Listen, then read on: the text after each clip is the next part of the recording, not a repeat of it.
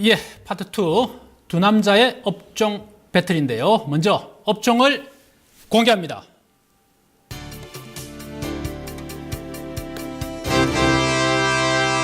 예, 사물 인터넷 대 제약. 먼저 성공 주시죠. 네, 제가 먼저 설명을 이번에 좀 양보를 하려고 그랬는데 왜 안 들어오셨어요? 양보를 한 것 같은데. 제가 먼저 설명을 드리도록 하겠습니다. 아까 이슈에서도 말씀을 드렸듯이 제약사들이 최근에 좀 급등이 좀 나오고 있는 부분들이 좀 있는데 거기에 맞춰서 제약사들 아직도 상승 여력이 좀 남아있다라고 좀 생각을 하기 때문에 그쪽 부분을 좀 설명을 드리려고 제약업체를 좀 가지고 왔습니다. 우선은 이제 국내 제약사들의 이제 R&D 능력에 대한 가치가 좀 부각이 되고 있다. 좀 이렇게 보시면 될 것 같습니다. 예전에 어떻게 보면 이제 밸류에이션 평가를 할 때 보통 이제 PER이라는 지표를 시장에서 굉장히 좀 많이 쓰는데 거기서 이제 어떤 이 R&D 비용을 제외한 이 밸류에이션을 우리가 EBITDA라고 우리가 좀 명명을 하는데 제약사들은 보통 이 R&D 비용은 어떻게 보면 투자한 비용으로 나가지만 실질적으로 회사의 가치를 기여할 수 있는 비용이기 때문에 어떤 그 비용을 좀 빼고 평가를 한다. 좀 이러한 의미가 좀 많이 있는데 그러한 부분들이 실질적으로 이제 R&D 능력에 대한 가치가 좀 부각이 되게 되면 오히려 PER보다는 EBITDA로 평가될 가능성이 높다. 좀 이렇게 말씀을 좀 드리고 싶고 그래서 특화된 이 가치를 좀 보유하고 있는 회사들이나 이러한 섹터들을 충분히 관심권역에 좀 놓아 줄 수가 있다. 좀 이렇게 말씀 좀 드리고 싶습니다. 예, 사물 인터넷은 어떻습니까? 일단 사물 인터넷은 이제 작년 후반기부터 시작해가지고 일단 사물 인터넷 시장 자체가 지금 본격적으로 좀 확대되면서 우리 눈에 직접적으로 좀 가시화되고 있다. 이것이 가장 또 핵심 포인트라고 좀 할 수가 있겠습니다. 그동안에 지금 그 시장에서는 이제 사물 인터넷이 뭐 상승과 하락 이런 종목이 많이 있었습니다만은 지금 또 최근에 또 관심 가질 종목이 있어가지고 또 이렇게 좀 소개를 하게 되는데요. 또 정부가 지금 현재 사물 인터넷 쪽에서 이제 강화 노력이 계속해서 좀 나오고 있기 때문에 이런 측면에도 관련 업체 수혜가 좀 예상이 됩니다. 지금 그 시장 조사 업체에 따르면 이제 글로벌 사물 인터넷 시장이 2020년 앞으로 한 5, 6년 후인데 그래서 한 7조 1000억 달러 우리 돈으로 치면 한 7,768조 원이라고 하는 어마어마한 이제 글로벌 시장이 좀 형성된다 이런 좀 전망이 계속해서 좀 나오고 있기 때문에 특히 좀 관심을 가져봐야 될 것 같습니다. 정부가 이제 사물 인터넷 분야에 대해서 이제 규제도 뭐 계속해서 좀 개혁을 하는 그런 상황이기 때문에 그렇고요. 특히 이제 그 삼성전자가 그동안에는 작년까지만 하더라도 이제 사물 인터넷은 약간 조금 더 소외했었는데 이제 본격적으로 이제 사물 인터넷 시장을 주도하기 위해서 뭐 조직 개편을 뭐 단행하면서 그 다음에 또 유망한 또 사물 인터넷 그 기업도 역시 뭐 인수하겠다 이런 좀 발표도 좀 나오고 있는 상황이고 뭐 국내외 또 유명 대학하고 같이 비전을 좀 제시하면서 공유하면서 이렇게 좀 가겠다 이러면서 이제 비즈니스 모델 자체를 좀 정착하면서 계속해서 IoT 이런 시장을 좀 선점하겠다 이런 좀 노력을 좀 하고 있기 때문에 특히 좀 관심을 가져보시면 좋을 것 같습니다. 특히 보면은 이제 그 사물 인터넷 법안도 지금 나오려고 하는 그런 상황이기 때문에요. 한번 조금 더 우리가 더 관심 있게 좀 봐야 될 것 같습니다.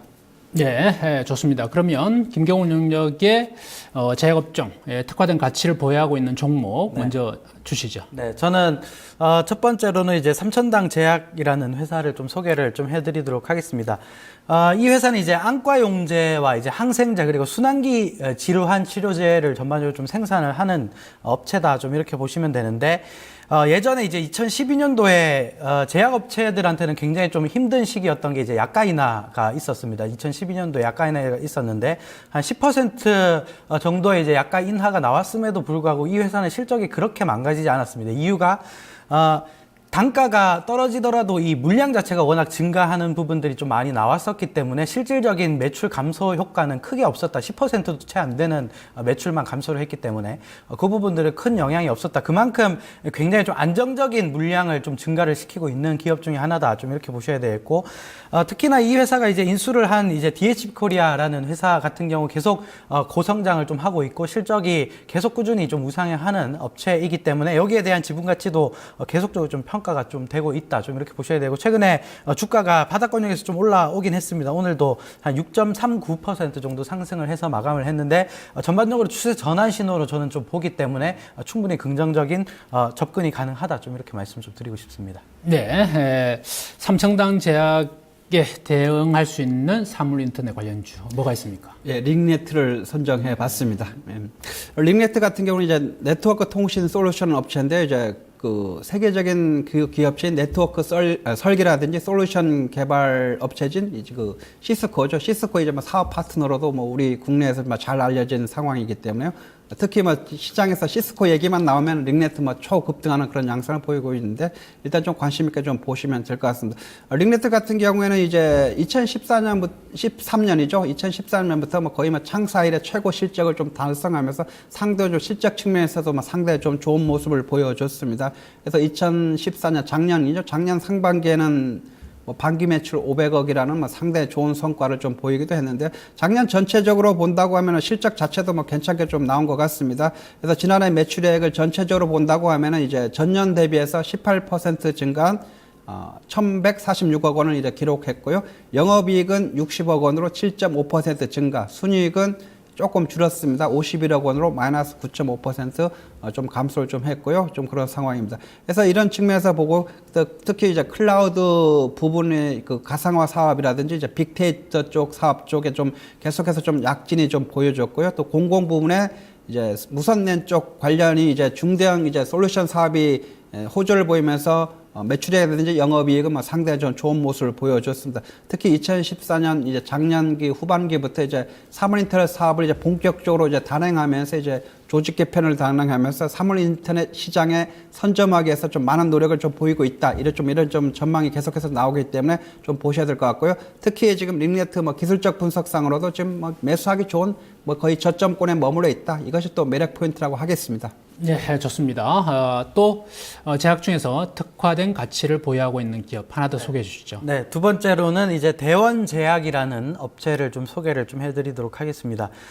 이제 통상 그 제약업체들의 사업 구조를 좀 보면 ETC라고 하는 이제 전문의약품, 그러니까 처방을 받아서 제약을 좀 쓰는, 그러니까 약품을 쓰는 부분의 사업 부가 있고, 그리고 일반 의약품이라고 해서 그냥 약국에 가면 이제 사올 수 있는 이제 일반 의약품이 있는데, 대원제약 같은 경우는 이제 전문 의약품 중심의 사업을 좀 영위하고 있는 특정 이제 고령화 특화된 제품이 굉장히 좀 많다, 좀 이렇게 보셔야 되는데, 그 중에 하나가 이제 보청기 같은 것을 좀 판매를 좀 하고 있고, 그리고 위험 치료제도 전반적으로 제네릭 부분에서 좀 판매를 좀 하고 있습니다. 이쪽에 대한 가치가 어느 정도 뭐 이 역류성 식도염 치료제 요쪽 부분도 가치를 평가하면 지금 시가총액이 2천억 정도, 지금 2천억 정도 채 안 되는 시가총액이 지금 형성되어 있기 때문에 한 3천억 정도, 3천억 정도 채 안 되기 때문에 지금 밸류에이션으로 보면 한 15배권역에 중반권역에 좀 위치해 있는 업체다. 최근에 제약사들이 전반적으로 지금 밸류 상향 조정이 좀 이루어지고 있는 부분들이 있기 때문에 이쪽을 감안하면 여전히 좀 저평가된 메리트가 충분히 존재를 한다. 좀 이렇게 말씀 좀 드리고 싶습니다. 네, 자, 정부의 사물 인터넷 강화 노력과 발맞추어 가고 있는 주식 하나 주시죠. 효성 ITX를 선정해 봤습니다. 효성 ITX는 말 그대로 효성그룹이죠. 효성그룹이 다른 이 효성 ITX를 중심으로 해가지고 사물 인터넷 이쪽 사업에 역량을 집중하겠다 이렇게 좀 하고 있는 상황이고요. 네. 뭐 2018년까지는 뭐 연 매출 뭐 한 7천억 이상을 뭐 달성하겠다 이런 뭐 비전을 좀 제시하고 있는데 일단은 뭐 그것은 뭐 지켜봐야 될 것 같습니다. 일단은 기존에 뭐 작년 4분기 실적도 뭐 상당히 좀 좋게 나왔습니다. 작년 4분기 실적이 이제 매출액은 이제 전년 동기죠. 전년 동기 대비해서 한 13.9% 증가한 한 788억 원을 기록을 했고요. 영업이익도 28% 증가한 31억 원, 순이익도 한 3.7% 증가한 20억 원을 기록하면서 실적 측면에서 좋은 모습을 보여줬고, 지금 현재 다른 것보다도 지금 이 효성 ITX 작년에 같은 경우에는 뭐 효성 ITX가 지금 사물 인터넷 종목에서는 뭐 거의 대장주 역할을 했었는데 지금은 약간 좀 사그라든 그런 모습입니다만은 지금 현재 충분한 가격 조정이라든지 기간 조정을 좀 거쳤고 그 단계가 지금 현재 마무리 국면에 있다. 뭐 이것이 또 매력 포인트라고 하겠습니다. 네, 좋습니다. 여기까지 두 남자의 업종 배틀이었습니다.